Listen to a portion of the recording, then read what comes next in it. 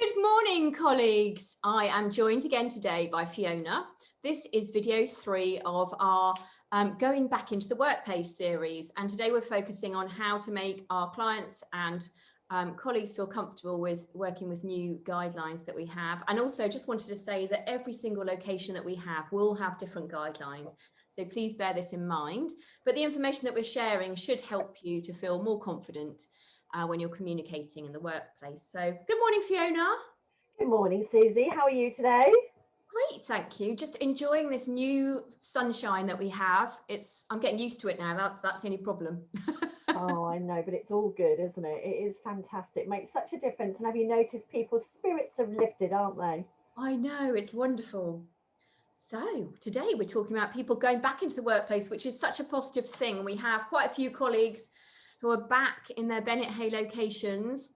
And obviously it's a little bit different to when they were working last year. So this is why we're doing this video. So should we talk about first how we want to make people feel comfortable and the best way of making our colleagues and also people who come into the building feel comfortable? Yes, absolutely, Susie. I know a few of the colleagues have been asking about how do we make people feel comfortable but also follow the guidelines. And so I was thinking about this actually, thinking about the best way. And from my experience, I've actually been fortunate enough to fly up to Edinburgh a few times over the last few weeks. And go to restaurants, and I've been working with some restaurants and some hotels. And one thing I've noticed that they're all doing is being very specific on arrival, very nice, whether that be asking people to do track and trace or reminding people that they need to wear their face masks. And I can't, stress enough that I think actually it's that initial contact that makes the difference. So if there's anybody working in the reception environment, I think that is where you need to be able to set the scene. And of course making sure there are additional face masks available if needed. I've noticed that quite a lot in lots of places where there's a little box, or in some cases beautiful perspex boxes where there's masks available, so if somebody hasn't, then you've got something available. So I really think it's that setting the scene from the beginning. I mean, British Airways did it brilliantly, where they send you reminders 3 days leading up to it. And then, of course, as soon as you arrive at the airport, there's some very pleasant people saying good morning and welcome back. And if you weren't wearing a face mask, then they would be encouraged, they'd make sure you did. And I've noticed that a lot with the 5-star hotels as well. They're doing very similar. And of course, then signage throughout as well. And I know that our colleagues aren't totally in control of the signage, but I do think setting the scene at the beginning is important. And then everybody has the same, I guess everyone is receiving the same greeting and the same instructions, so no one's singled out, and it's clear from the offset then, isn't it? That's right. And it's done in a really polite, friendly way. If we could please ask you to wear your face mask, and you set the scene. So in most places when they're walking around the areas, they have to have their mask on, but when they're sat down, they don't need to. So I noticed some of the colleagues said that some people don't put them on when they're walking around. I think, like we said when we spoke the other day, is that our colleagues need to be a role model. I have also seen some environments where colleagues, when they think they're not being watched, take their face mask down. Oh, I know, under the nose. Well, or right down, not wearing it at all. So I think, yeah, you're right, though. We've seen that as well, haven't we? But I think that the colleagues have to be the best role models for this, to make sure that they're never doing that. Even behind the scenes, where you're meant to wear it, because it would just take that one time when they don't, is then the clients that are not so, what should we say, not so sort of sticking to the rules will be the first to say, well, you didn't. So yeah. I think we have to be very good role models. Yeah. Lead by example. Absolutely, Susie. Absolutely. Which leads me into the next question. You have partly answered this. One of our colleagues has said that the location that they're at, some of the workers know that they should wear them when they're walking around. The only place they can take them off is when they're sitting at their desk, but they don't. So what's the best way to approach this if someone is sort of walking towards them without the face mask and they should be wearing it? Yeah, I think like we just said, it's the role model, but then also I think, if that is the guideline or that is the rule in some cases, in most cases, isn't it? I think it is okay for you to say, oh, could we please ask you to wear your face mask while walking around? Now we know some people might just turn around and just ignore them, or who knows what they might say back. But I think that's all you can really do, really. And if it turns into lots of people doing it, then I think we have to pass it on to the client and let them take control of that. But I think certainly politely we can say to people, could we please ask you to wear a face mask? And maybe that's when you could say to people, oh, if you need one, we do have them located at reception and we do have them in our catering team, or I can bring one to you. Again, be careful there. You don't want to sound patronising, but at least, you know, with Bennett Hay, we're always saying offer options. So that could be a good thing to say as well. It's always going to be a challenge, I think, Susie. I think, you know, we talked about this. We said some people will conform, and the majority of people, I know when I travel on the tube, you know, majority of people are absolutely wearing the mask. Some are blatantly not wearing it and actually hoping that somebody will say to them. And then some have just forgotten. They're like, oh yeah, sorry, I forgot my mask, you know. And I've really noticed it, and I'm sure colleagues can relate to this when they're traveling into work. There's a very clear definition of the different types of people and how some people take this far more seriously than others, you know. I forget sometimes. That's right. And I'm not doing it on purpose, but suddenly I'm like, you know, I'm walking towards the shop door and then it's like, oh, great, need to get the old mask out. It's something, it hasn't become routine fully yet. Exactly. But it's interesting, isn't it? Because I carry a mask everywhere, but like you say, you think you're right. I thought it was part of my routine: sanitizer, mask, handbag, you know, all the things. And yet the other day I did notice that I've become a little bit more relaxed. And so of course now at the moment the guidelines are let's not be too relaxed. And so I suppose that's what's happening to a lot of people, isn't it? Yeah, same. I feel like that as well.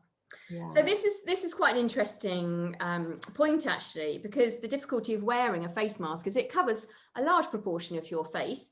And how can you look like you're smiling, or how can you still look approachable and friendly whilst wearing a face mask? Because it is more difficult, isn't it?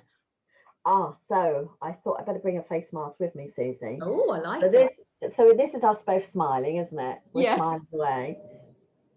Face mask on. Do you like the matchy? Oh, I'm loving it. But look, I am still smiling. You can tell by your eyes. You know what? I'm really, really exaggerating my smile. Underneath this mask is the biggest smile ever.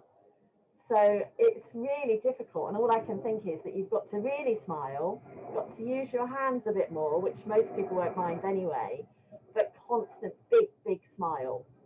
And that's, I think, the only thing you can do. When I've been working in all the industries, that's what we've been doing.